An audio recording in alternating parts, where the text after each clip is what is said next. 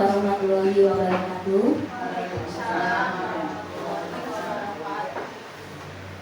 Terima kasih Bapak Ibu Guru yang sudah hadir memenuhi undangan saya untuk diseminasi program guru penggerak. Kita berkumpul di sini untuk melengkapi tugas saya sebagai pendidikan guru penggerak, yaitu modul 1.4 di mana saya harus mendiseminasikan tentang disiplin positif. Mengundang untuk Bu Eni memberikan sambutan sepatah dua kata selaku Wakil Kepala Sekolah SDN Pulau Gebang 11. Untuk Bu Eni saya persilakan. Bismillahirrahmanirrahim. Assalamualaikum warahmatullahi wabarakatuh. Yang menghormati Ibu Puji selaku CPP BIN yang sudah menjadi ide. Bapak Ibu semuanya sudah ditentukan satu persatu. Alhamdulillah hari ini kita bersyukur diundang oleh Bu Puji SPD dapat berkumpul di sini. Kita dukung program beliau. Semoga acara ini lancar, ya, kemudian sampai selesai tamat nanti juga lancar. Amin ya rabbal alamin ya. Kepada Puji ya, semoga semangat terus ya. Teman-teman semuanya, saya pribadi dengan semua teman-teman lainnya mendukung ya apa ini ya, pokoknya dari positif ini semoga sukses selalu ya, ke depan tetap semangat ya. Terima kasih. Saya akhiri. Assalamualaikum warahmatullahi wabarakatuh. Terima kasih Bu Eni untuk waktu sambutan yang sudah diberikan, dan untuk teman-teman saya mengucapkan terima kasih untuk kehadiran dan kelonggaran waktunya untuk mengikuti acara ini sampai selesai. Saya akan memaparkan tentang diseminasi modul 1.4 yaitu budaya positif. Ya, kita di sini sama-sama belajar nanti ya, Bapak Ibu guru. Jadi saya di sini bukan untuk menggurui atau paling hebat, kita sama-sama belajar karena ini adalah budaya positif yang ada di sekitaran kita. Oke, sebelum memulai saya mau pantun dulu. Mau jalan-jalan pergi ke Tebet. Jalan-jalannya bersama teman.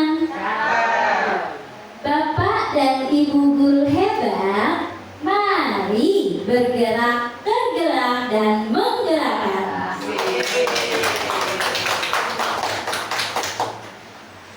Oke, sebelum memulainya saya akan memutarkan sedikit video.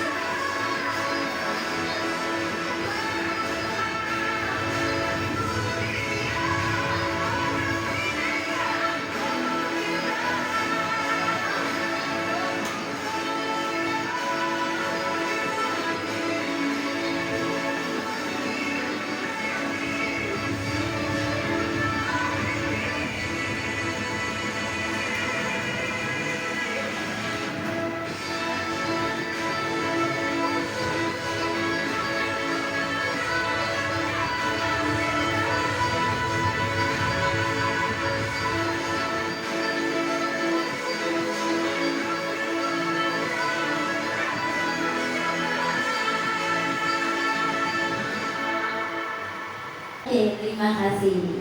Ya, itu Bapak Ibu Guru, tadi kita sudah menyaksikan cuplikan lagu Pelajar Profil Pancasila. Selama ini kita mengenal Pelajar Profil Pancasila seperti apa sih? Bagaimana sih?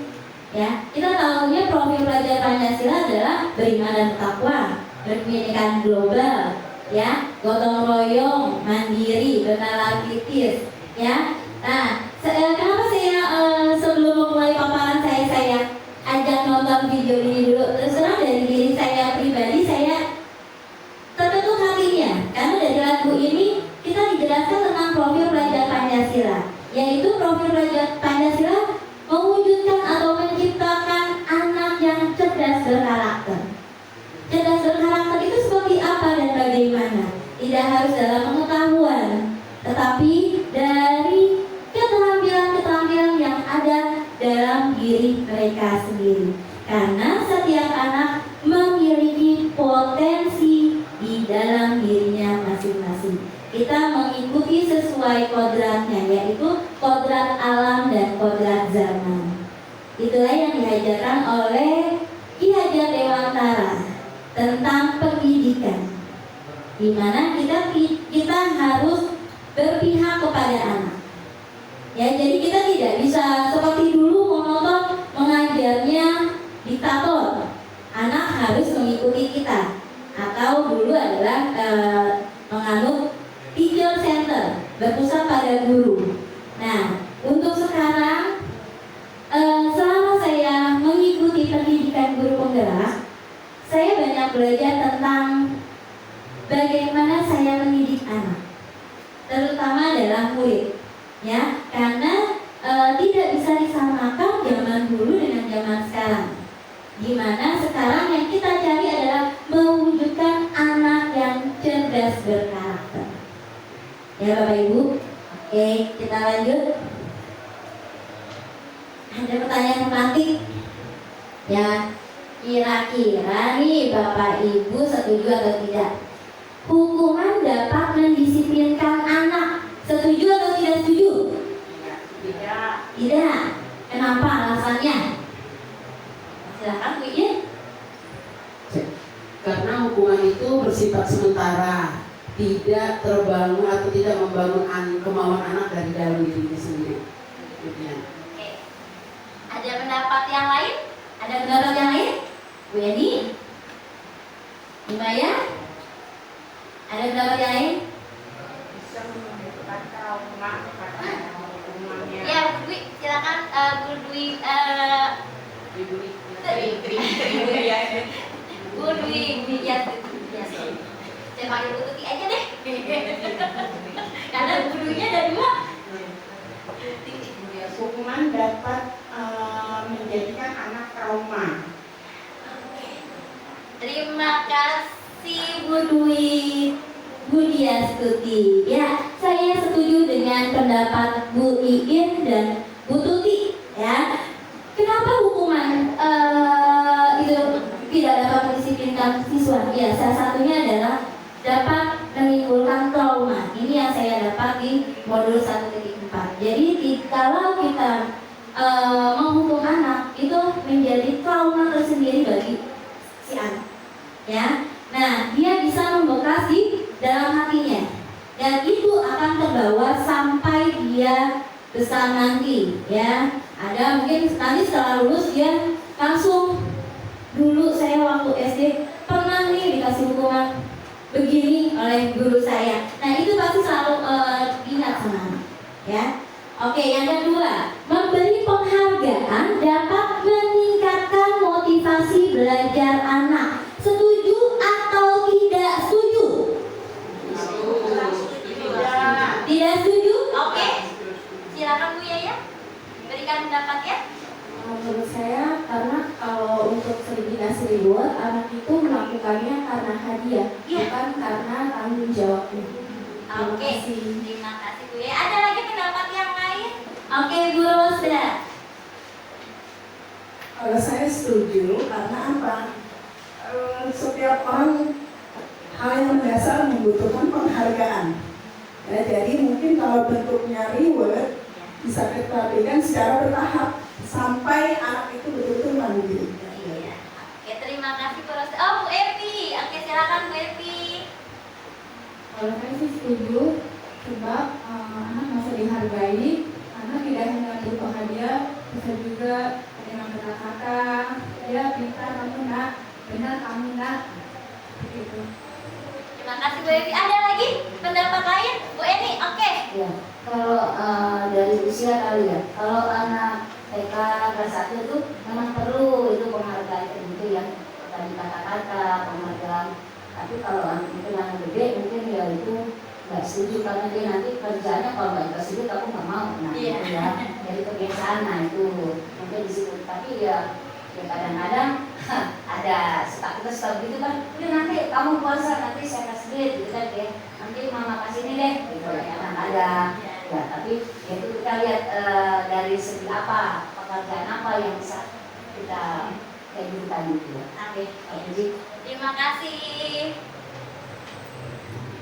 Oke, terima kasih ibu guru hebat untuk pendapatnya. Ya, beri tepuk tangan. Oke, di sini memberi penghargaan itu dapat meningkatkan motivasi belajar siswa. Saya setuju semua sama pendapat ibu guru. Kita lihat dari segi usia atau reward yang akan diberikan, ya. Benar semua yang tadi yang disampaikan oleh ibu guru itu benar semua, tidak ada yang salah, benar semua. Karena pemberian reward itu satu untuk menghargai, ya. Yang kedua ada nanti kalau dia diberikan reward, jadinya dia malah malas atau dia malah termotivasinya hanya rewardnya aja, ya. Ada yang seperti itu, ya. Jadi ini kita kondisikan di mana penempatannya, letaknya, cocok atau tidaknya, ya. Oke, ini adalah untuk pemberian penghargaan. Kita lanjut.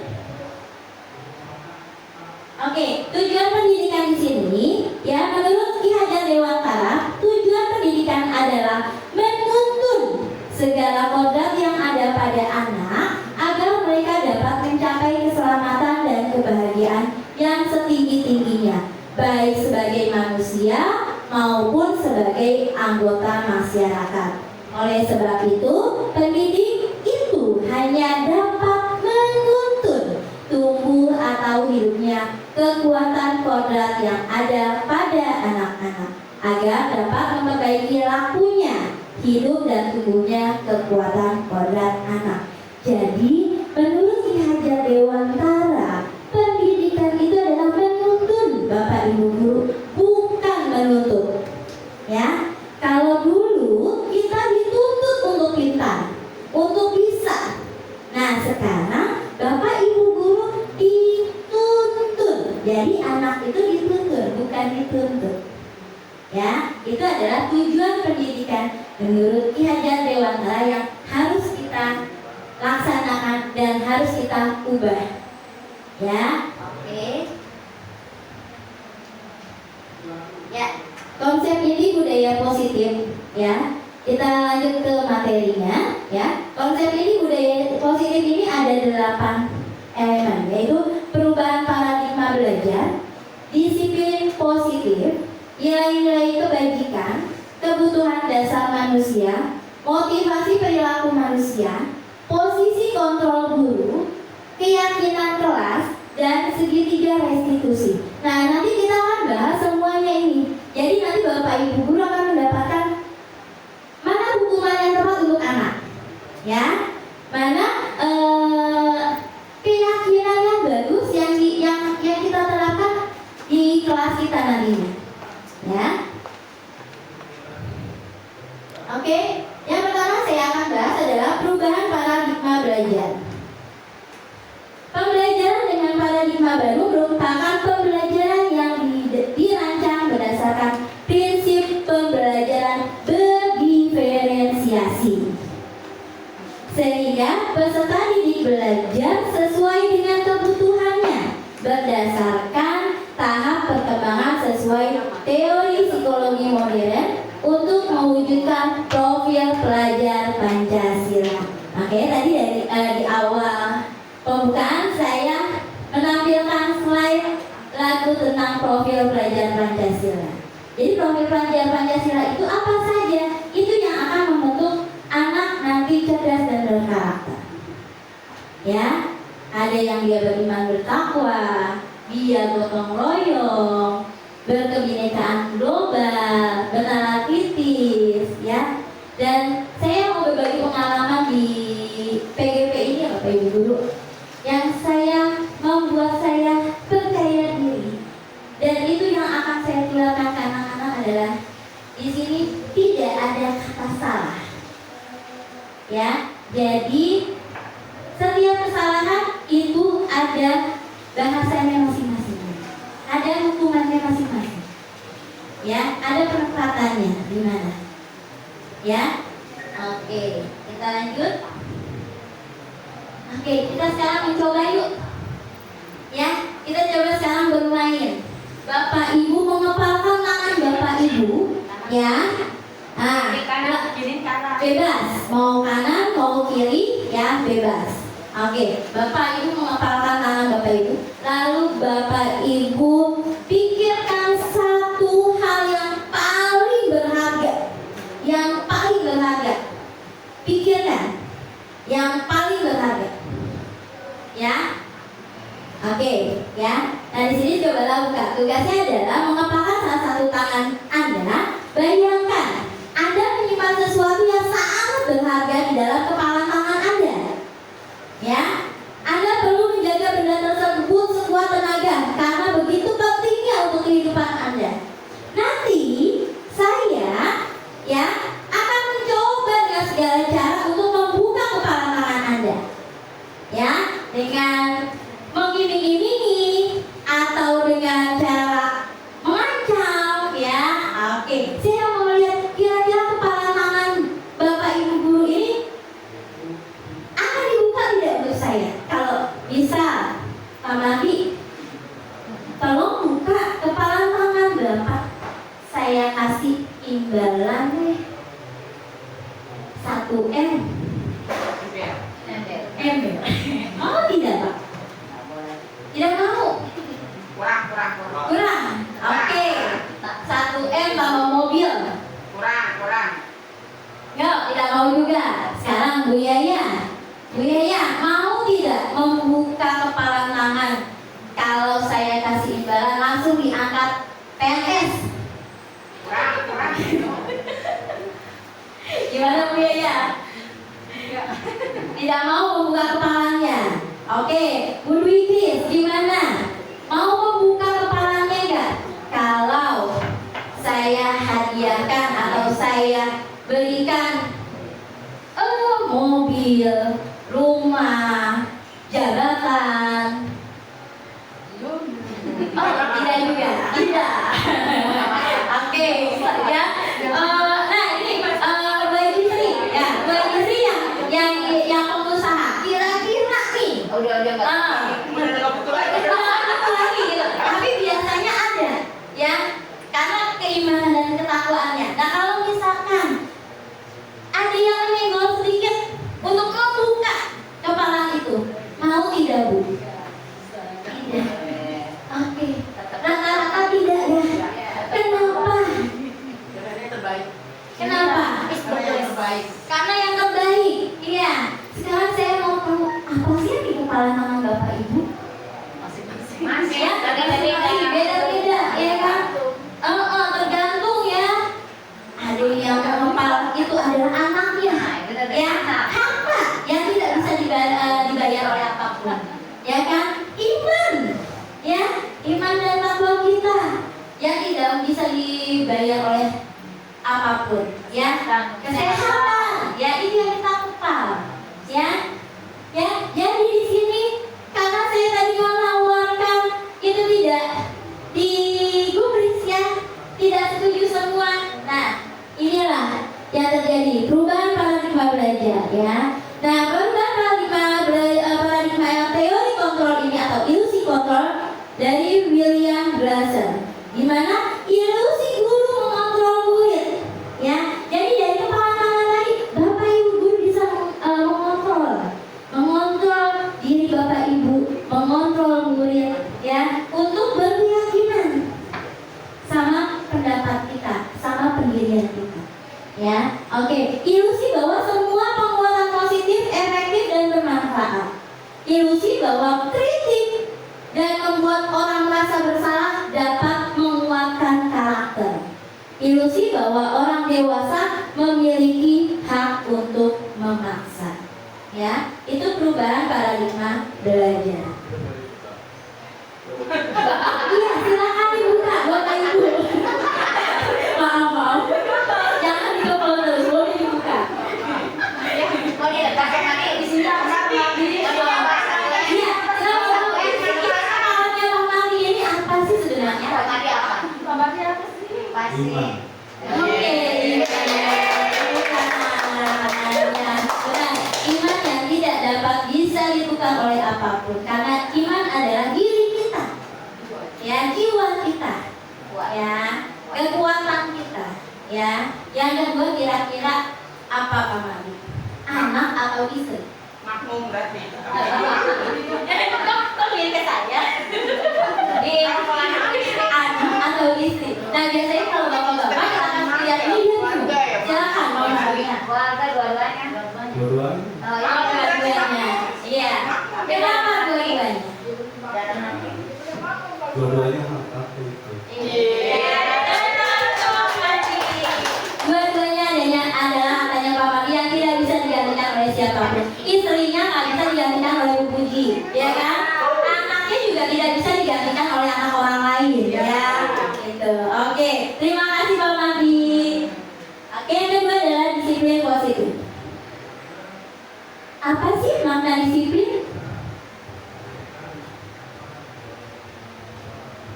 Oke, disiplin positif, ya. Disiplin berasal dari kata disiplin yang artinya belajar. Disiplin mengacu pada disiplin diri yang memiliki tanggung jawab terhadap apa yang dilakukannya berdasarkan nilai-nilai yang diyakini. Disiplin positif merupakan salah satu cara penerapan disiplin yang bertujuan untuk menumbuhkan rasa kesadaran serta memberdayakan peserta didik tanpa imbalan atau penghargaan atau reward, ancaman atau hukuman. Sebagai pendidik, tujuan kita adalah menciptakan peserta didik yang memiliki disiplin diri sehingga mereka berperilaku mengacu kepada nilai-nilai kebajikan universal dan memiliki motivasi intrinsik dalam perubahan perilaku ke arah yang lebih baik. Ya, itu adalah pengertian disiplin. Disiplin itu artinya adalah belajar. Ya, kita semua ini perlu disiplin nggak Bapak Ibu? Perlu nggak? Perlu ya. Kita ini masih tahap belajar semuanya. Ya, kita perlu disiplin. Disiplin apa? Disiplin waktu, ya. Disiplin tanggung jawab, ya. Oke. Nah, disiplin ini bertujuan untuk menumbuhkan kesadaran kita, ya, serta memberikan peserta didik tanpa imbalan atau penghargaan, ya. Oke, mungkin yang biasanya sering telat atau males bangunnya nih, ya, kita bisa kasih reward. Oke, rewardnya berupa bintang, ya. Oke, jangan sekali-kali memberikan reward itu benda atau uang. Kenapa? Karena ini yang saya dapatkan waktu kuliah dulu, ya. Dosen saya dulu bilang seperti itu. Jangan sekali-kali nanti saat kamu mengajar, kamu memberikan reward itu berupa benda atau uang. Kenapa? Karena anak itu nanti akan terpancing, karena kamu akan menciptakan generasi yang meminta, ya. Tetapi kamu memberikan reward berupa bintang, penghargaan, motivasi. Itu yang akan membangkitkan si anak. Ya, oke. Nah, disiplin positif yang ada di sekolah kita bagaimana sih? Contoh nih, saya mau tanya dulu ke guru kelas 1, ada yang anaknya suka datang lambat atau yang males-malesan, ya kan? Bagaimana sih cara mendisiplinkan anak tersebut? Oke, Bu Eni atau Bu Rosa bisa memberikan saran? Oke, Bu Eni dulu. Terima kasih Bu Tuti. Ada anak yang terlambat ya. Ada sih waktu itu memang dia karena bangunnya kesiangan. Nah, jadi dia terlambat. Karena apa? Karena mamanya juga terlambat bangun, akhirnya nggak bangun itu dia gitu ya. Nah di sini jadi antara orang tua dan anak. Jadi anak ini mau dia sebenarnya mungkin mau disiplin, tapi orang tuanya itu nggak disiplin. Tapi kita bilang nih besok lagi kamu jangan lambat lagi ya, sekali 2 kali kita bilang terus gitu. Oke, berarti motivasi ya Bu ini ya, memberikan motivasi agar anak tersebut anak besoknya tidak terlambat lagi ya. Oke, nah ini mungkin kelas 1. Beda halnya dengan kelas tinggi ya, Bu Iin. Nah, bagaimana cara penerapan untuk anak yang terlambat untuk kelas tinggi? Oke, baik, terima kasih Bu Puji. Pengalaman saya di kelas, ini pengalaman saya ya. Gak tahu teman-teman di sharingan aja. Kalau ada anak yang kurang disiplin, terutama dalam keterlambatan, saya biasanya WA ke orang tuanya, tanya kenapa anak ini selalu telat. Ternyata karena jawaban orang tua itu anaknya itu main game sampai malam hari. Jadi saya pesankan ke orang tua supaya dibatasi untuk main HP-nya, dan saya akan kasih hukuman untuk si anak ini supaya tidak memegang HP, komunikasi dengan orang tuanya. Hukuman itu memang terjadi di rumah, bukan saya menghukum, saya cuma bilang ke orang tuanya, silakan dibatasi waktu untuk main HP-nya, kita saling komunikasi aja. Itu mungkin Bu Puji. Terima kasih.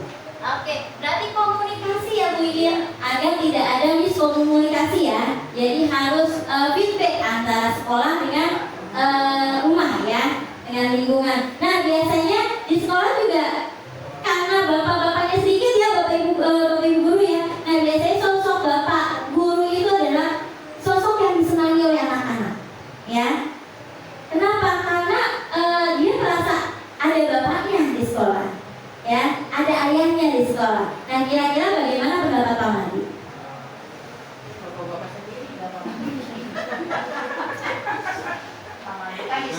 Disiplin. Iya, disiplin. Bagaimana cara mendisiplinkan anak kalau versi bapak guru? Kalau masalah berat, ya kebetulan anak saya sih nggak pernah kena.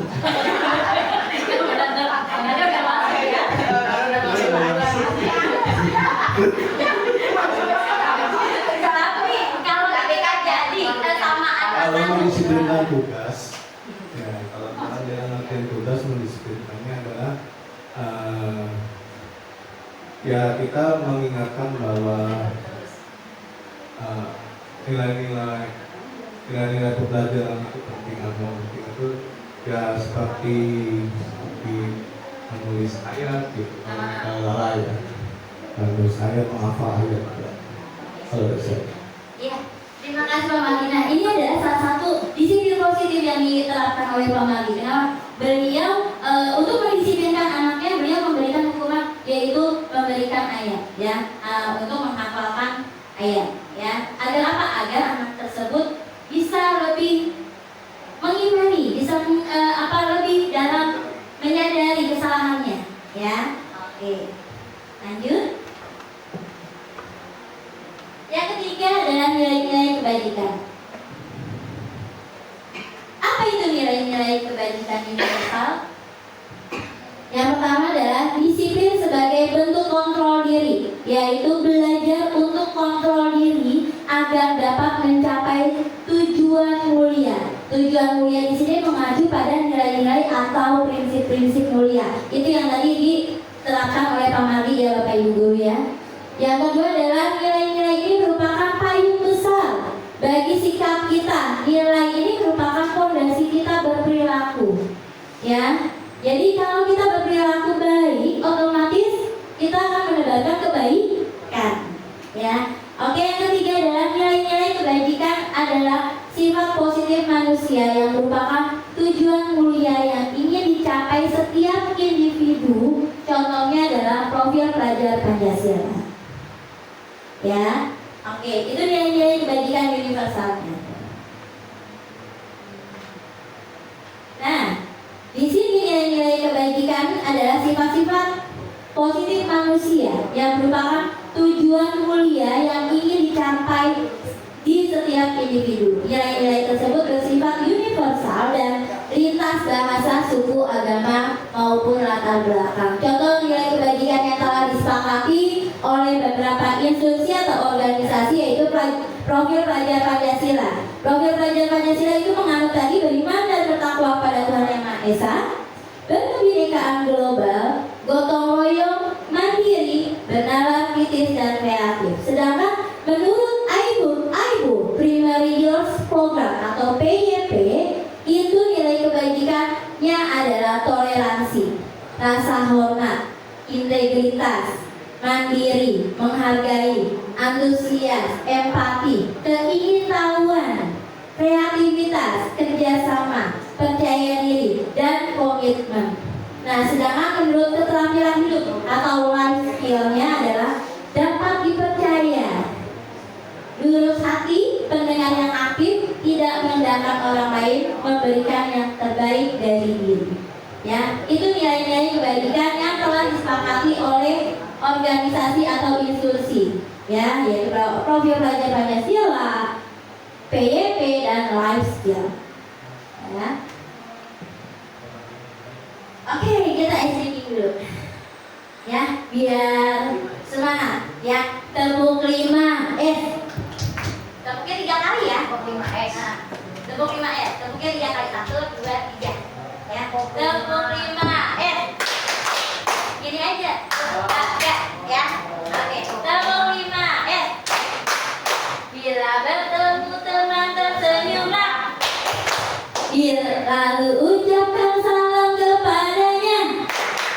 Sapa apa kabarnya, sopanlah terhadapnya, santunlah tanda sayang kepadanya. Oke, kita ulangi lagi lebih semangat ya Bapak Ibu Guru ya. Oke, tepuk 5S. Biar bertemu teman tersenyumlah. Lalu ucapkan salam kepadanya. Sapa apa kabarnya, sopanlah terhadapnya, santunlah tanda sayang kepadanya. Iya. Terima kasih. 5S. Oke, yang keempat adalah kebutuhan dasar manusia. Kebutuhan dasar manusia adalah merupakan unsur yang dibutuhkan oleh manusia dalam menjaga keseimbangan baik secara fisiologis maupun psikologis. Hal ini tentunya bertujuan untuk mempertahankan kehidupan dan kesehatan. Itu kebutuhan dasar ya Bapak Ibu ya, kebutuhan dasar kita ya. Nah, 5 kebutuhan dasar manusia itu adalah bertahan hidup atau survival ya. Di sini adalah mencakup kesehatan, rumah dan makanan ya. Kebutuhan dasar kita, rumah, kesehatan dan makanan. Lalu kasih sayang yang diterima ya. Love and belonging ya, apa bahasa Inggrisnya itu ya. Oke, keinginan yang tetap terhubung dengan orang lain seperti teman, keluarga, pasangan hidup, teman kerja, dan kelompok di mana kita tergabung. Lalu kebebasan. Di sini mandiri, memiliki pilihan, mencoba hal baru, mampu mengendalikan arah diri sendiri. Lalu kesenangan, ya, kebutuhan dasar manusia ini merupakan kesenangan juga, seperti bermain, humor, antusias atau tertawa. Jadi kalau anak-anaknya ketawa-ketawa atau bercanda-canda, biarkan, karena itu adalah kebutuhan dasar mereka. Ya, sama seperti halnya kita mau ketawa ngakak, ya, kita mau ketawa kemayu, ya, itu hak kita. Kamu tahu sendiri ini. Kalau tahu sendiri jangan, ya, itu nanti jadi pertanyaan. Ya. Oke, yang kelima adalah penguasaan. Keinginan untuk dianggap berharga, bisa membuat perbedaan, bisa membuat pencapaian, kompeten, diakui, dihormati. Nah, itu masuk ke penguasaan, ya. Itu adalah 5 kebutuhan dasar manusia. Oke, kita coba. Ada salah satu kasus, ya. Ibu Ria, guru kelas 6 di SD Permai, sedang bingung menghadapi ulah salah satu murid di kelasnya bernama Agus. Beberapa anak telah datang dan mengeluhkan Agus yang seringkali meminta bekal makan mereka dengan paksa. Jika Anda menghadapi situasi seperti Bu Ria, apa yang akan Anda lakukan. Menurut Anda, kira-kira apa alasan Agus melakukan itu? Oke, coba Bu Maya.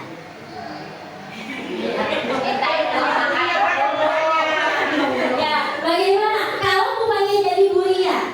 Nih, di kelasnya Bu Maya ada anak yang suka mintain makan secara terpaksa. Ya, nah itu gimana?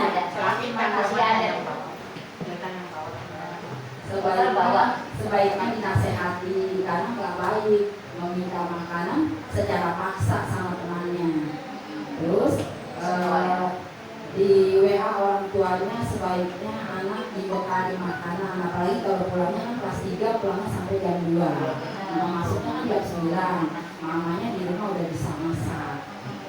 Kalau kelas 3 ya. Iya. Oke. Ya, terima kasih Bu Maya. Kalau menurut Bu Haji gimana Bu Haji? Nah, ini kelasnya Bu Haji soalnya kelas yang ekstrim-ekstrim. Eksekutif. Memang ada beberapa anak nih, biasanya tuh mereka itu yang bawa makanan. Tapi beberapa anak tuh langsung hubung meminta makanannya. Setelah saya tanya, kenapa kamu senangnya minta punya Haikal? Katanya mungkin nggak sarapan, kadang nggak sarapan. Karena temannya nggak sarapan ya, jadi mengambil-ambil mereka. Otomatis saya biasanya WA orang tuanya, ya tolong bawain bekal anaknya gitu, supaya mereka bisa makan bareng lah di situ gitu. Jadi nggak selalu ngambil haknya temannya, karena mereka juga kayak Haikal juga makan, kalau satu pack itu dimakan sampai berlima kan, ya akhirnya dapatnya sedikit. Kenyang ya jadinya. Jadi nggak yang itu yang biasanya dilakukan. Oke, terima kasih Bu Haji Sri. Ya, nah itu pasti kan kita tidak langsung menyalahkan si anak, benar nggak Bapak Ibu? Ya, kita pasti korek dulu, kita pasti bertanya dulu kenapa dia melakukan hal seperti itu, ya kan? Oke, ya. Jadi tidak langsung menjas. Kenapa kamu tidak bawa? Nah, tidak seperti itu. Pasti harus kita tanya, ya. Kenapa? Apa alasannya? Oke, ya. Nah, dalam konteks penerapan disiplin itu, Bu Ria sebaiknya mencari tahu alasan Agus melakukan tindakan tersebut agar mengetahui kebutuhan mana yang sedang berusaha dipenuhi oleh si Agus. Yang pertama, Agus lapar dan orang tuanya tidak membawakan bekal makanan siang. Maksudnya ke survival, bertahan hidup. Ya, kenapa si Agus minta bekal makanan temannya secara paksa? Ya, oke. Yang kedua, teman Agus jadi perhatian Agus. Ya, nah di sini maksudnya adalah love and belonging, kasih sayang dan rasa diterima. Ya, biar kalau anak generasi sekarang bilangnya apa? Caper. Ya, oke. Generasi dia. Di ayat ketiga, dia merasa hebat karena temannya jadi takut dan menuruti keinginannya. Nah, di sini timbullah rasa power atau penguasaan. Ya, karena si Agus badannya gede, nah dia main mengambilnya secara paksa. Ya, jadi dia menggunakan penguasaannya dia, powernya dia. Ya, yang keempat, Agus merasa bosan dengan bekal yang dibawakan orang tuanya karena selalu bekal yang sama. Nah, itu masuk kebebasan atau freedom. Ya, kebebasan dia mungkin pengen makan nugget, tapi tidak dibolehin nugget sama orang tuanya, dibawainnya nasi goreng terus, nasi uduk terus ya. Oke, nah itu merupakan kebebasannya si Agus. Yang kelima adalah Agus hanya iseng dan dia menikmati ekspresi wajah temannya yang kesal. Nah, ini adalah kesenangan, fun-nya si Agus. Ya, karena si Agus lihat punya dia ngambil makanan temennya, nah temennya kesel tuh yang diambil, kan seneng dia, ya. Nah itu yang pasti kita akan cari tahu dulu penyebabnya apa, ya. Oke Bapak Ibu. Lanjut, yang kelima adalah motivasi perilaku siswa. Oke, motivasi perilaku siswa ini ada motivasi ekstrinsik dan ada motivasi intrinsik. Di mana motivasi ekstrinsiknya yaitu untuk menghindari hukuman atau ketidaknyamanannya. Contoh kalimatnya seperti ini. Apa yang akan terjadi apabila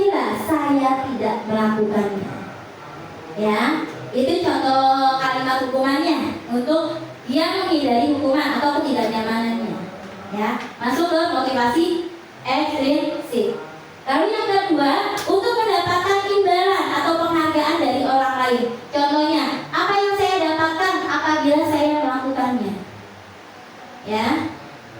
Lalu motivasi intrinsiknya yaitu untuk menjadi orang yang mereka inginkan dan menghargai diri sendiri dengan nilai-nilai yang mereka yakini. Contoh kalimatnya, saya akan menjadi orang yang seperti apa bila saya melakukannya. Ya, itu contoh-contoh intrinsiknya. Oke. Nah, kita masuk ke hukuman, konsekuensi, dan restitusi. Nanti di sini Bapak Ibu guru akan tahu bagaimana cara memberikan hukuman ke anak-anak.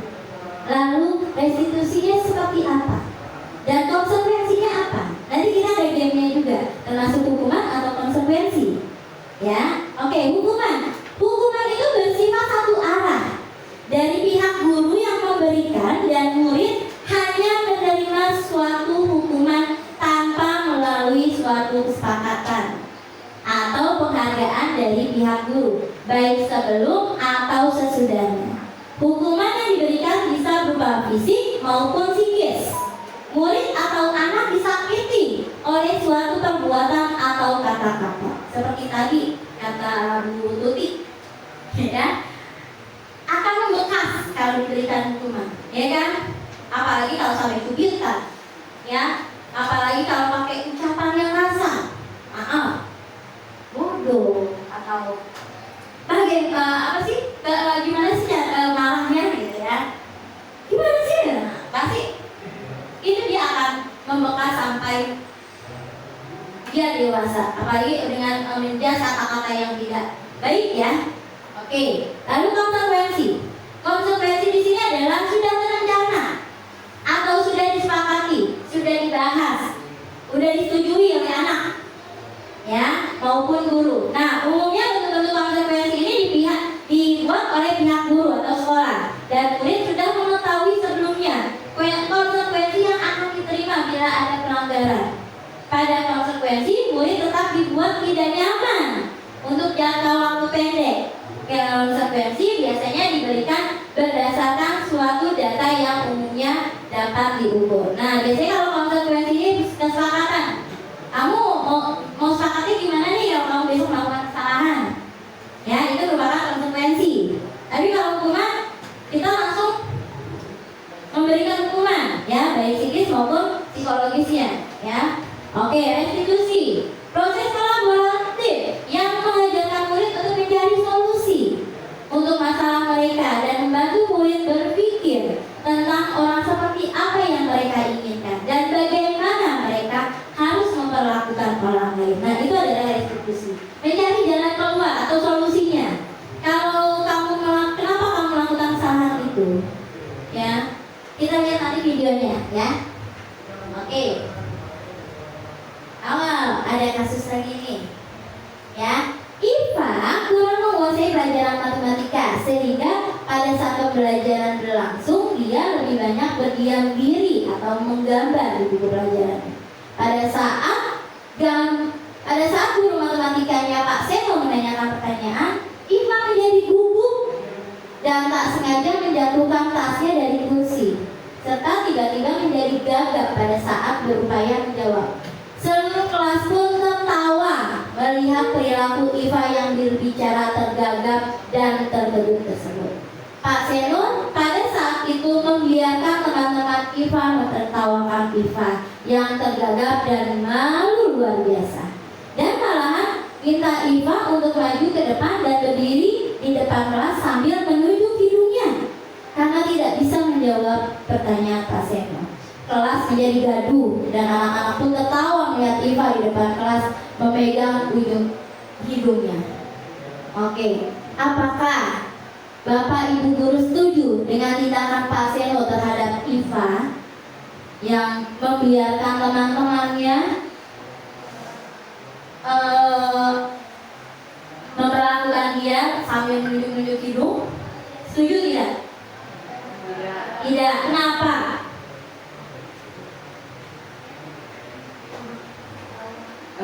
Saya tidak setuju setuju dengan perlakuan Pak Seno karena apa?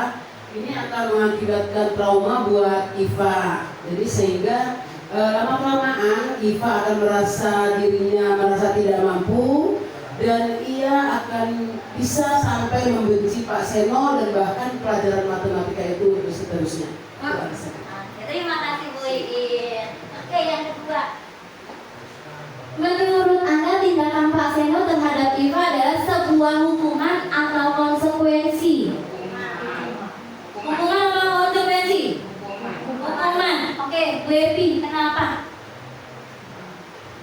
Menurut saya itu adalah hukuman karena Pak Seno menunjuk-nunjuk hidung Iva, ya, sehingga Iva merasa malu, minder, trauma kepada teman-temannya di kemudian hari. Itu saya rasa tidak bagus untuk dilakukan oleh seorang guru. Ya, ini berarti tidak ada kesepakatan ya Bu Evi ya, satu arah aja ya dari pihak guru matematikanya aja ya. Itu tindakan satu arah, jadi itu adalah sebuah hukuman. Iya, oke. Terima kasih Bu Evi. Beri tepuk tangan. Terima kasih Bapak Ibu guru, hebat. Oke, selanjutnya. Oke, ini adalah identitas gagal dan identitas sukses tentang hukuman, konsekuensi dan restitusi ya. Nah, ini hukuman sesuatu yang menyakitkan harus terjadi, konsekuensinya sesuatu harus terjadi, restitusinya merupakan pilihan, itu identitas suksesnya ya. Identitas gagal hukuman itu tidak nyaman, murid anak dalam jangka waktu panjang, korban mendapat keadilan. Nah ini jatuhnya nanti akan menjadi bullying ya hukuman ini. Oke, lalu konsekuensi tidak nyaman untuk murid itu jangka waktu yang pendek ya. Korban bisa diabaikan ya. Nah, murid atau anak dibuat tidak nyaman. Lalu restitusinya ya menguatkan untuk murid atau anak dalam jangka waktu panjang. Korban mendapatkan ganti, murid atau anak mendapatkan penguatan ya. Ini ada perilaku negatif, positif dan netral. Nah, kalau hukuman itu perilakunya negatif, kalau konsekuensi itu netral. Ya, kalau restitusi itu positif. Oke, nanti kita akan belajar tentang segitiga restitusi. Nah, oke, kita bermain game Bapak Ibu guru. Ya. Oke, hukuman atau konsekuensi?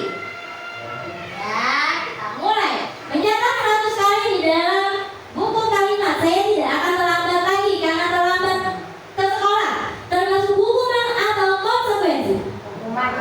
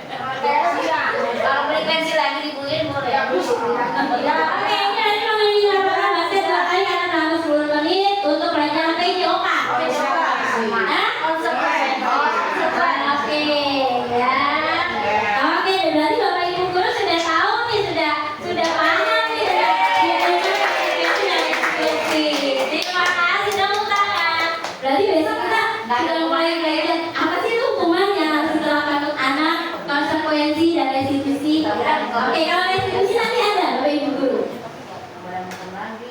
Oke, posisi kontrol guru. Ya, posisi 5 kontrol posisi guru itu ada 5, yaitu sebagai penghukum, yang kedua sebagai pembuat rasa bersalah, yang ketiga teman, yang keempat pemantau, yang kelima adalah manajer. Nah, Bapak Ibu guru nanti tentukan arah mana yang biasa Bapak Ibu lakukan. Kalau saya pribadi, saya masih menggunakan 5 posisi kontrol guru ini, yaitu teman. Harusnya kita sebagai manajer, ya. Oke, kita akan lihat. Oke, di sini ada pernyataan-pernyataannya, nanti baru ke videonya, ya. Oke, pernyataannya seperti saya kecewa sekali dengan kamu, ya. Itu membuat rasa bersalah, ya. Itu guru membuat orang merasa bersalah. Kamu tidak pernah benar melakukannya. Itu termasuk 5 posisi penghukum. Salah satunya. Ayolah lakukan demi ibu atau bapak. Itu sebagai teman. Itu biasanya seperti itu loh ke murid. Tapi mulai sedikit saya rubah, ya. Oke. Apakah kamu mau mendapatkan stiker bintang hari ini? Nah, itu posisi pemantau. Bagaimana kamu bisa menyelesaikan masalah ini? Nah, ini posisi manajer. Yang ini yang harusnya yang kita lakukan. Ya, mencari solusi. Ya, mencari solusi untuk masalah si anak tersebut. Lalu, kamu selalu yang paling terakhir. Nah, itu termasuk penghukum. Ya, oke. Oke, ini identitas gagal dan identitas suksesnya, ya, dari kelima posisi kontrol guru. Oke. Nah, di sini akan saya hadirkan video. Lewatin saja. Yang sudah saya download biar tidak. Oke. Nah, kira-kira di sini posisi kontrol yang mana?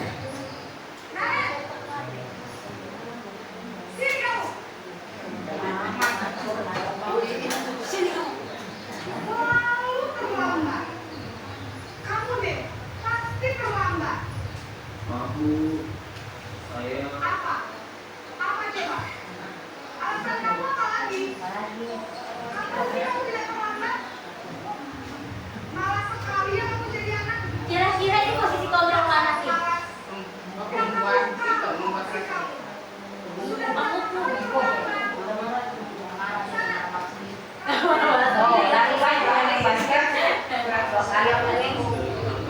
Seru kan ini lapangan basket. Kamu orang ibu berani-beraninya sudah terlambat, masih berani jawab pula. Terima kasih sekalian. Dia kamu. Pergi sana ke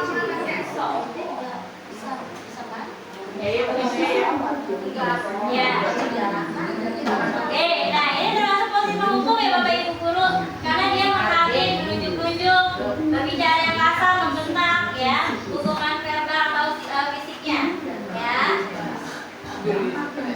Nah, dampaknya apa? Nah, dampaknya murid jadi pendendam. Gara-gara guru ini nih, kemarin saya dihukum, nah jadi dia menyimpan dendam terhadap gurunya. Nah, yang kedua adalah posisi membuat merasa bersalah. Nah, narik lagi.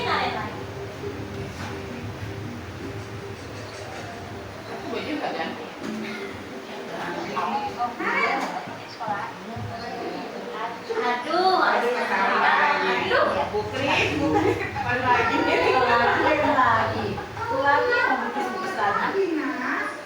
Ya Tuhan, Aren. Kamu senang ya bikin ibu susah ya? Nah, itu merasa bersalah. Jadi gurunya. Tuh. Sekolah, nak. Disangka ibu tidak bisa. Segala cara diusahakan. Segala cara bisa.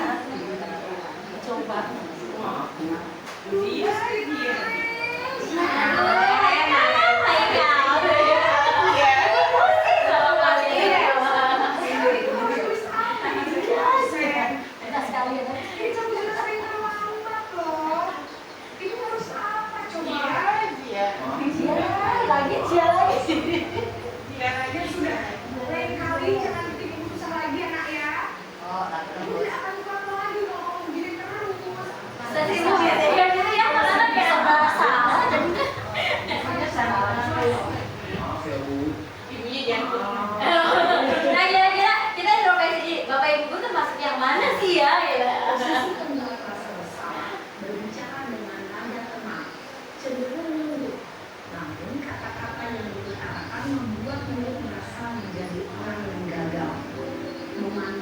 dirinya sendiri, merasa tidak berharga, dan tidak sanggup membahagiakan orang lain.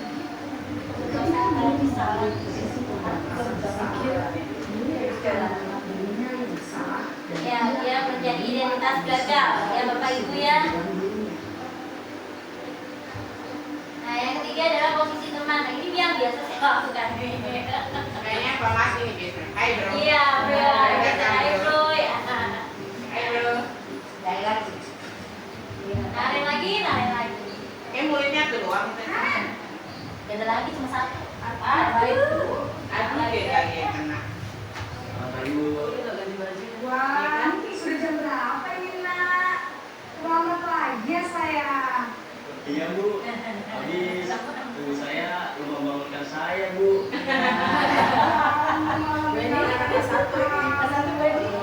Kamu bukannya anak yang paling kencang.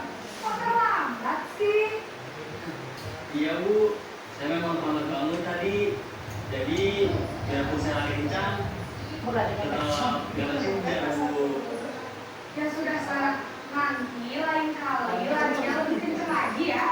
Biar gak terlambat lagi. Bikin senang ibu demi ibu. Bisa kan? Bisa lah Bu.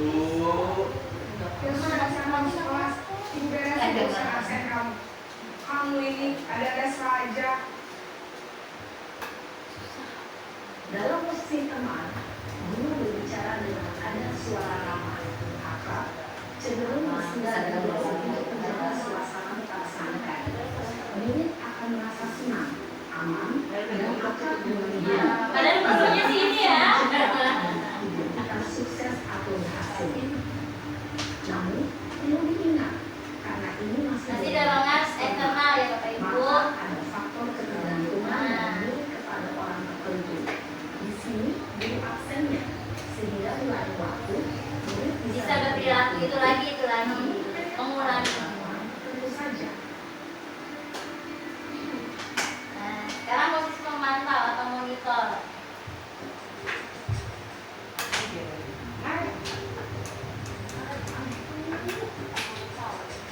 Narik lagi, narik lagi. Nah, Aduh. Pagi Bu. Karen, apa peraturan sekolah kita tentang jam berapa kita harus masuk sekolah, nak? Kita harus di sekolah jam 7 Bu. Iya betul, sekarang sudah jam 7.20. Kalian sudah tahu konsekuensinya jika terlambat hadir. Kamu, saya harus tinggal kelas pas jam istirahat selama 20 menit. Iya benar, konsekuensinya demikian. Jadi nanti jam 9.30 pas istirahat, kamu harus tinggal di kelas, kerjakan tugas tambahan untuk ketertinggalan kamu, ya? Baik Bu. Posisi pemantau mengandalkan penghitungan atau data untuk mengontrol murid. Guru mengarahkan murid berdasarkan peraturan dan konsekuensi. Seorang pemantau menunjukkan bahasa tubuh dan ekspresi wajah yang datar dan cenderung formal. Nah, dia efeknya tidak mandiri jadinya ya. Nah, ini yang harus kita lakukan Bapak Ibu guru. Posisi manajer.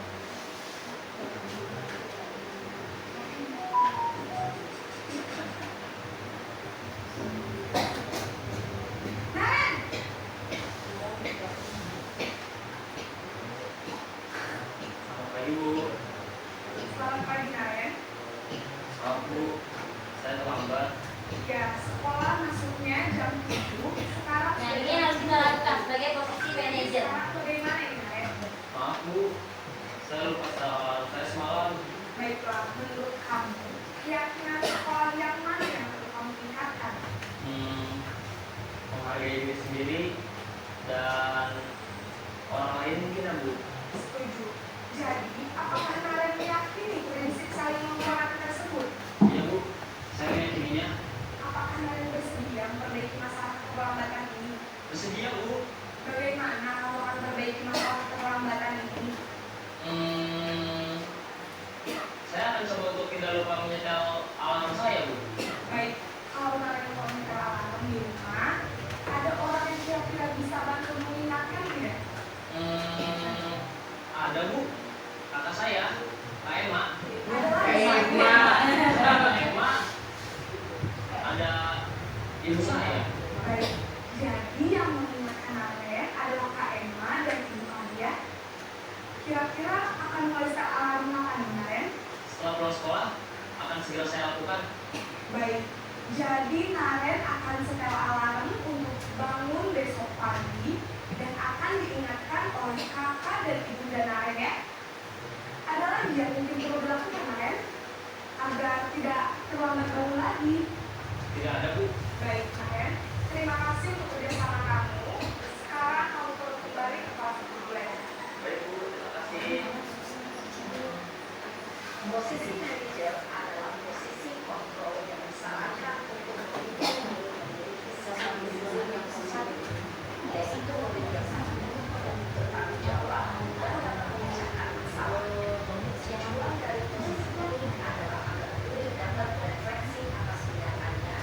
Guru akan dengan tulus memberikan pertanyaan-pertanyaan bermakna sehingga murid dapat belajar dari kesalahannya dan mencari sebuah solusi untuk menyelesaikan. Ibu dan Bapak Guru. Oke ya, jadi sebagai posisi manajer adalah kita memberikan solusinya ya Bapak Ibu guru ya. Ya, oke, kita lanjut. Oke, yang ketujuh adalah keyakinan kelas ya. Oke, Bapak Ibu guru bisa lihat kira-kira mana yang termasuk keyakinan kelas?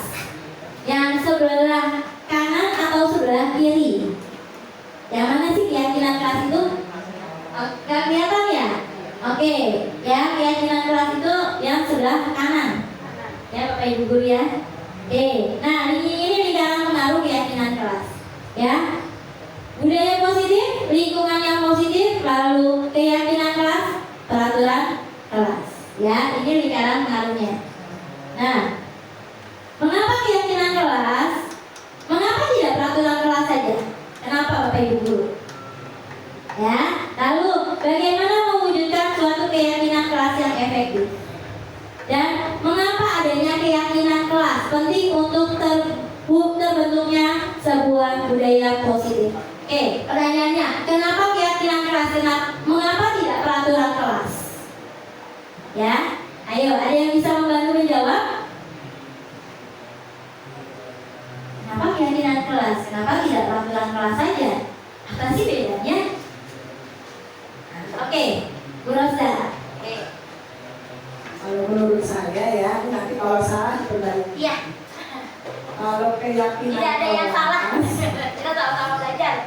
berarti mulai tumbuh kesadaran dari diri sendiri.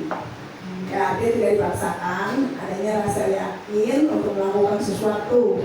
Sedangkan kalau peraturan berarti kan harus mengikuti aturan yang sudah dibuat dari salah satu pihak. Ya itu aja. Terima kasih. Terima kasih Bu Rosa. Ya, keyakinan itu adalah yakin dari diri kita sendiri. Ya, kalau peraturan ada ya sudah tertulis, sudah ada aturannya. Ya, oke. Nah, di sini kenapa keyakinan, kenapa tidak peraturan? Nah, di sini seseorang akan lebih tergerak dan bersemangat untuk menjalankan keyakinannya daripada hanya sekedar mengikuti serangkaian peraturan tertulis tanpa makna. Benar ya Bapak Ibu ya? Oke. Murid-murid pun demikian, mereka perlu mendengarkan dan memahami arti sesungguhnya tentang peraturan-peraturan yang diberikan. Apa nilai-nilai kebajikan di balik peraturan tersebut? Apa tujuan utamanya untuk menjadi tidak tertarik atau takut sehingga hanya sekedar mengikuti serangkaian peraturan-peraturan yang mengatur mereka tanpa memahami. Ya, ketika kita memiliki keyakinan akan suatu hal, maka kita akan terbiasa untuk melakukan hal positif yang telah kita yakini tersebut. Ya, Bapak Ibu. Nah, itu kenapa keyakinan tidak peraturan. Oke. Keyakinan kelas adalah nilai-nilai kebajikan atau prinsip-prinsip universal yang disepakati bersama secara universal, lepas dari perbedaan agama, suku, negara, dan rasa. Menurut Gosen, tahun 1998, suatu keyakinan akan lebih memotivasi seseorang dari dalam atau intrinsik. Seseorang akan lebih bersemangat dan mengikuti peraturan. Ya, oke. Nah, proses pembentukan keyakinan itu ada kalimat negatif dan ada kalimat positifnya, Bapak Ibu. Ya, mempersilakan warga sekolah atau murid di kelas untuk bercurah pendapat tentang peraturan yang perlu disepakati di kelas.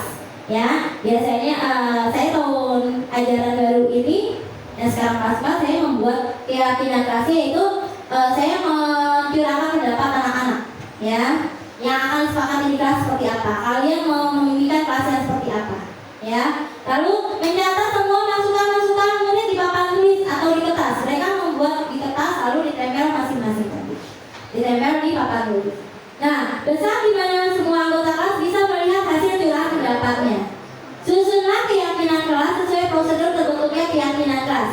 Gantilah kalimat-kalimat dalam bentuk negatif menjadi positif, ya. Contohnya kalimat negatifnya, jangan berlarian di dalam kelas. Nah, itu diubah Bapak Ibu menjadi berjalanlah di kelas, ya.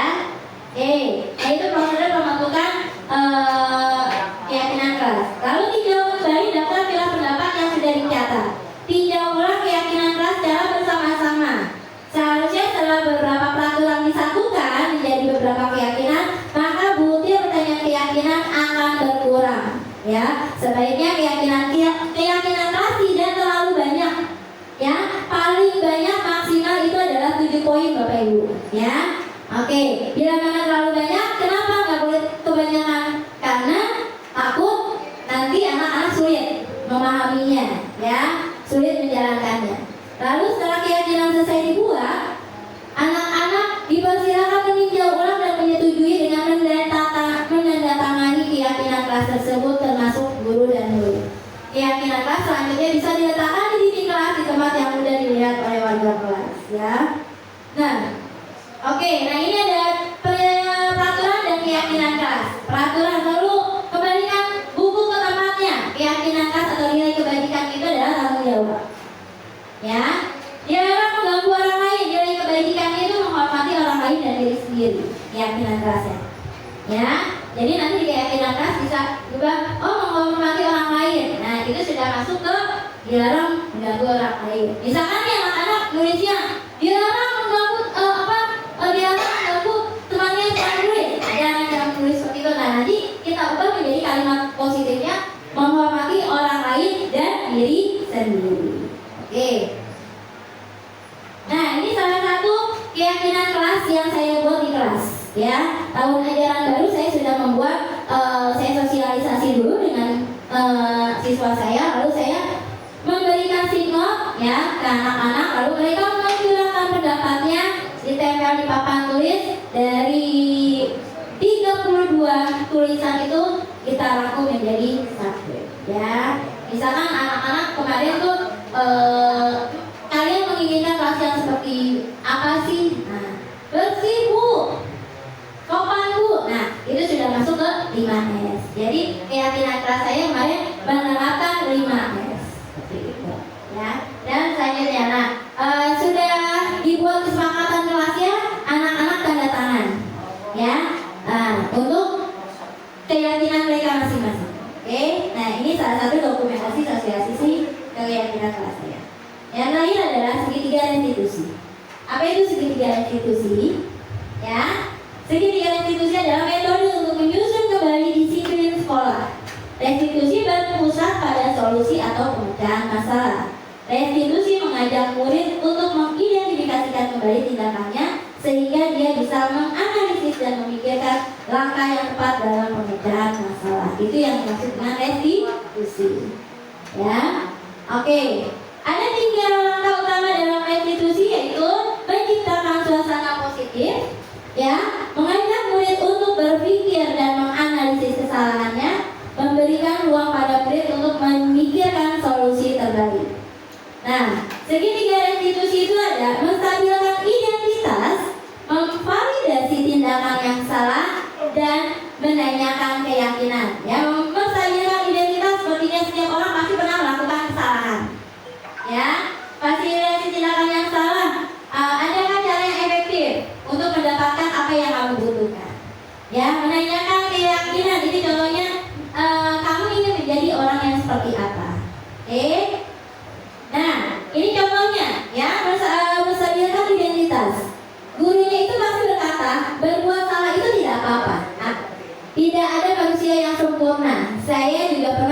melakukan kesalahan seperti itu. Kita bisa menyelesaikan masalah ini.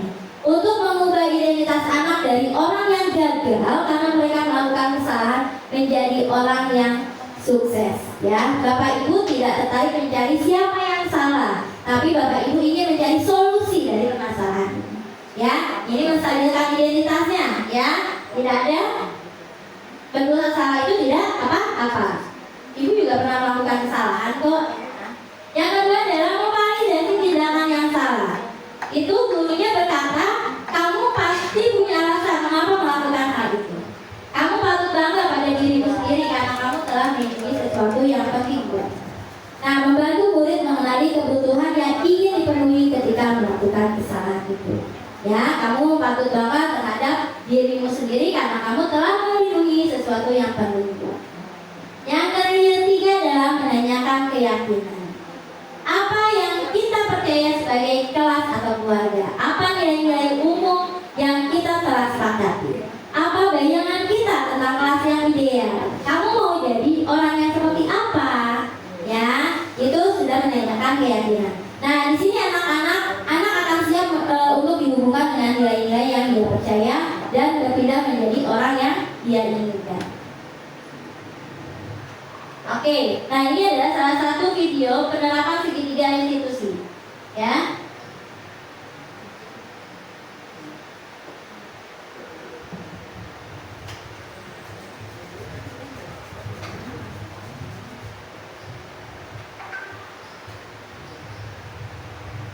Oke, ya ini salah satunya. Dari video ini, bapak guru ini memiliki 3: memvalidasi tindakan, menstabilkan, dan menanyakan keyakinan.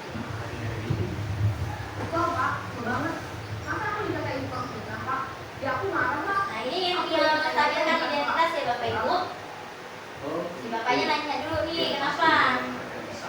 Maka juga karena apabila ada yang menurut seperti itu. Kemudian pada saat itu kamu melakukan. Ya saya cuma tanya mereka lah Pak. Kok banget. Saya benar-benar dia bukan teman lain. Oh begitu. Tapi kamu melakukan seperti itu karena suatu alasan tertentu kan? Iya lah. Saya diam aja Pak. Ya saya bela diri lah. Saya disuruh tukang fitnah. Nah ini memvalidasi tindakan yang salah. Ya. Jadi itu sesuatu yang penting buat kamu. Untung kamu tidak berpikir keras. Iya Pak. Saya masih bersabar dan saya mengucapkan saja. Udah gemes Pak. Saya pasti bela diri lah. Ya pasti ya. Tapi kamu memilih untuk tetap bertahan dan bersabar. Kamu memilih untuk tidak berbuat lebih parah lagi. Iya. Nah, sekarang coba kita lihat lagi tindakan Nah kamu. ini sudah menanyakan keyakinan bapaknya. Tindakan kamu itu kira-kira sesuai dengan keyakinan kelas atau prinsip kamu tidak? Enggak lah Pak. Capek Pak jadi kemarin. Jadi keyakinan atau prinsip mana yang sudah sesuai dengan keinginan kamu? Ya, saya sebenarnya sangat menghargai orang lain. Mungkin aku itu saya menjadi emosi. Jadi tidak menyukai sikap itu. Kamu meyakini tidak? Menghargai orang lain itu penting buat kamu. Yakin lah Pak. Iya, itu. Kita harus saling menghargai. Namun ada juga keyakinan yang yang perlu kita jalankan apabila kita sedang marah. Ya, saya bisa berlatih. Mulai dengan diri sendiri. Saya bisa jadi lebih sabar. Mengambil waktu juga. Ya, mau apa kan? Kira-kira kamu bersedia memperbaiki masalah ini tidak? Sedia Pak. Kalau kamu memperbaiki masalah ini, kamu akan menjadi orang seperti apa? Ya, menjadi orang seperti apa? Ya itu termasuk keyakinan loh. Dan Ya. Habis ya. Keyakinan yang kita sepakati yang perlu kita jalankan apabila kita sedang marah kan? ya, saya bisa lebih berlatih. Mulai dengan diri sendiri. Saya bisa jadi lebih sabar. Mengambil waktu juga. Ya, mau apa kan? Kira-kira kamu bersedia memperbaiki masalah ini tidak? Sedia, Pak. Kalau kamu memperbaiki masalah ini, kamu akan menjadi orang seperti apa? Saya akan menjadi orang yang bertanggung jawab kali ya, Pak. Udah. Ya, itu. Dan sudah menanyakan keyakinan ya Bapak Ibu ya.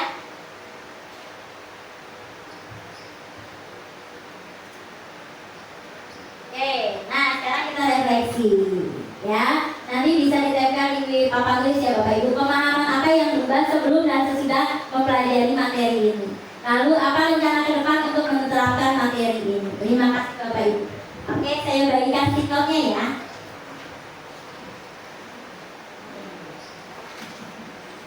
Kira-kira pemahaman apa sih yang berubah sebelum dan sesudah Bapak Ibu mendapatkan materi ini?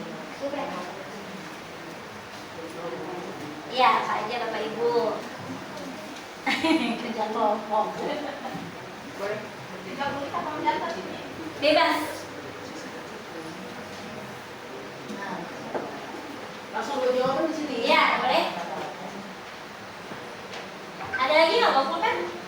Lebih nggak bawa pulpen? Nggak usah, nggak usah ditulis sama. Oh, gue udah ada bukannya? Belum. Oh, nggak ada lagi. Ini nanti ditempel jawabannya. Iya, nanti ditempel di papan tulis.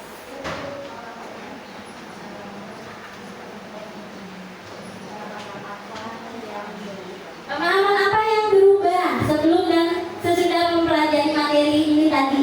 Nah, tadi Bapak Ibu guru udah tahu dong tentang hukuman, tentang disiplin positif, ya. Lalu tindakan apa yang harus dilakukan, ya. Tadi ada posisi kontrol. Lalu apa rencana ke depannya untuk menerapkan materi ini?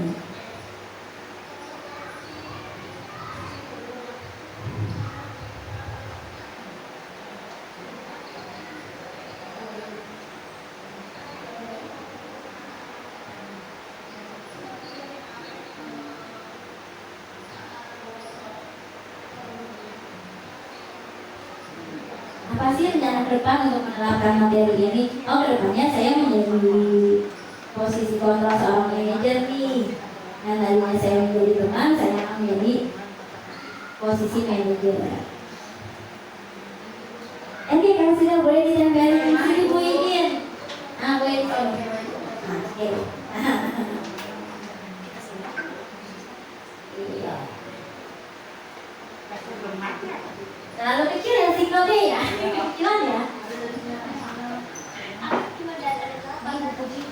Sudah, oh ya Benny, oke, terima kasih.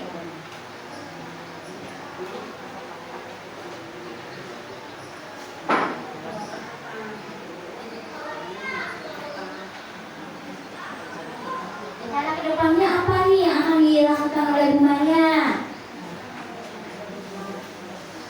Oh, berarti besok Bu Maya yang tadinya menjadi seorang teman yang tadinya menjadi penghukum, nah, sekarang menjadi posisi manajer, ya, mencari menyelesaikan masalah, mencari solusinya.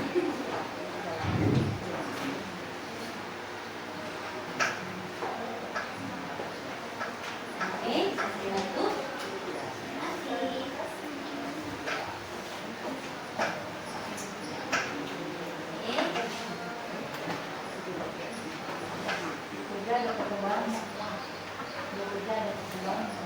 Nanti kita foto bersama ya Bapak Ibu ya.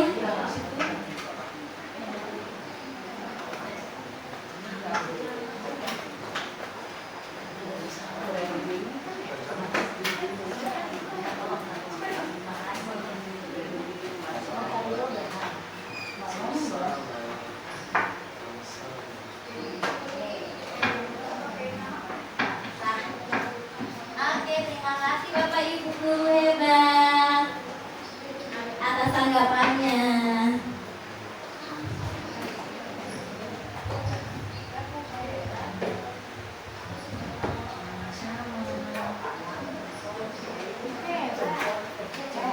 Jempol ya, jempol kaki, jempol tangan. Itu kalau lagi ngajar.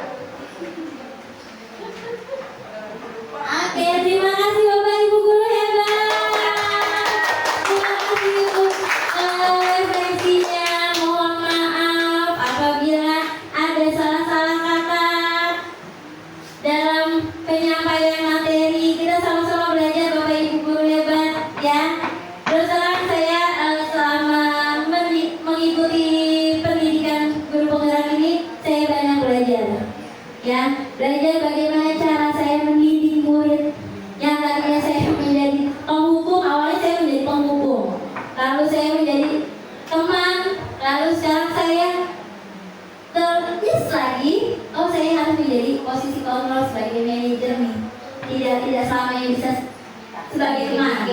Iya, kita sambil belajar, ya. Disiplin itu adalah belajar. Oke, Bapak Ibu guru dan terima kasih tepuk tangan.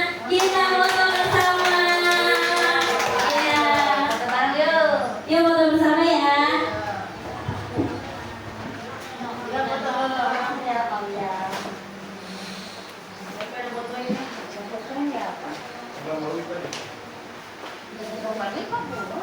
Lagi foto. Pak Mardi di dalam. Ya, mau foto di Tenang dalam. aja. Nah, selfie aja. Ini dia jangan selfie aja. Oh, pindah. Udah ya. Lalu kemana